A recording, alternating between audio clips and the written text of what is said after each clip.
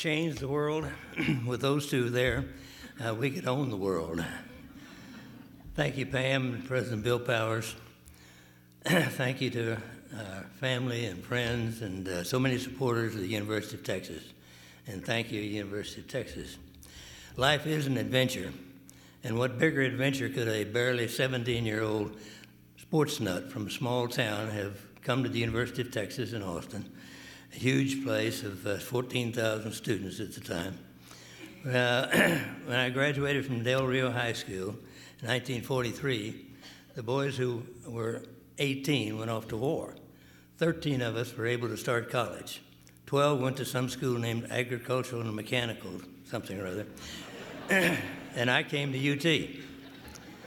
It was a magical time for me and a totally different experience from the world I knew, yet very nurturing and also, interestingly enough, challenging. Where else could a 130-pound physical specimen, sports enthusiast, son of a legendary three-sport letterman at Baylor, and earn his T letter by being the water boy for a UT baseball team that had the real All-American water boy, Rooster Andrews, as its leadoff hitter, and its pitching staff led by a promising young athlete by the name of Bobby Lane, who, by the way, never lost a Southwest Conference game. I was sometimes called in by the athletic department to do odd jobs, which I enjoyed tremendously. And one particular time, I escorted a young man from Louisiana around the campus on a sightseeing tour. Darrell, I've often wondered what would have happened if you were faced with the dilemma of having a backfield with Bobby Lane, Doak Walker, and Y.A. Tittle at the same time. Really, it almost happened, believe me. After 2 years in the military, I came back to finish my BBA in 1949 and immediately made my first major and by far best decision. I went to Dallas and married my soulmate, Joanne. We moved to Del Rio and became involved in all of the many activities that you find in a small town. We started our family. I worked for my dad in his hardware store and other businesses, and I heard about a baseball program for kids called Little League. So we formed a Little League team, or a group of leagues in Del Rio. One year we took our team to the Little League World Series in Williamsport, Pennsylvania. We represented the southern United States and promptly lost to Monterrey, Mexico. In 1953, a friend of mine, I was visiting a rancher friend in Ozona, Texas, who had built a tall tower on his ranch to try to get television. It didn't work. Since we had no TV in Del Rio, we were 150 miles away from San Antonio with the nearest stations. We decided to give it a try anyway. We decided to try to start what is the start of our long-time involvement in cable television.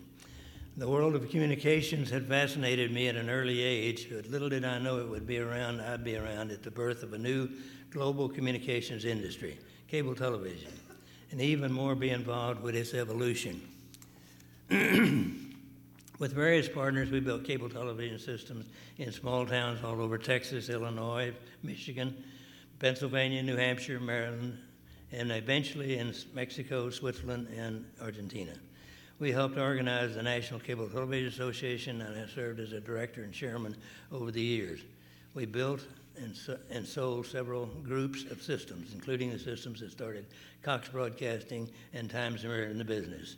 We moved our headquarters, getting back to UT, to Austin in 1966, where we were among the city's first venture capitalists.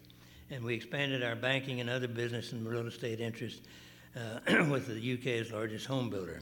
With the wonderful help of O'Neill Ford, we restored the Norwood Tower, built in 1929 as Austin's tallest building and the first totally air-conditioned building in the United States. We went on to build One American Center and Texas Commerce Plaza and others. Our many other adventures have taken us into the entertainment business, the oil business, solar business, and travels to many parts of the world. And the best part has been the people we've met around the globe and the friends that we've made. It's been a great privilege to serve the university on the development board and the Longhorn Foundation, as well as the advisory boards for the School of Architecture and the School of Communications. We have so much to this university for giving our foundation, our tools, and our confidence to follow our dreams. Thank you. Hook 'em.